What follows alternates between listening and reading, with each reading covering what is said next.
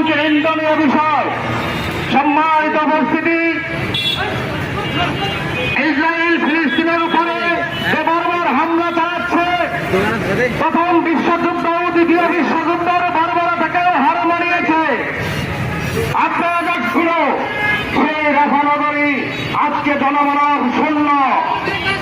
সম্মানিত ভাইরা, ফিলিস্তিনের শিশুরা ইসরায়েলের বোমা হামলায় আঘাত বিক্ষত মুসলমানদের লাশ আজকে আকাশে উড়ে বেড়াচ্ছে।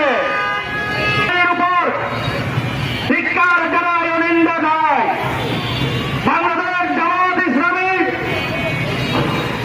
ইসরায়েলের বর্বরতার নিন্দার পক্ষে আজকে সচিবুর উপজেলার পক্ষ থেকে বিক্ষোভ মিছিলের আয়োজন করেছে। এখন আমাদের সামনে বক্তব্য নিয়ে আসছেন বাংলাদেশ জামাত ইসলামী সচিবুর উপজেলার সাবেক আমির, বর্তমান সুরা সদস্য প্রিন্সিপাল মৌলানা ফজলুল হক।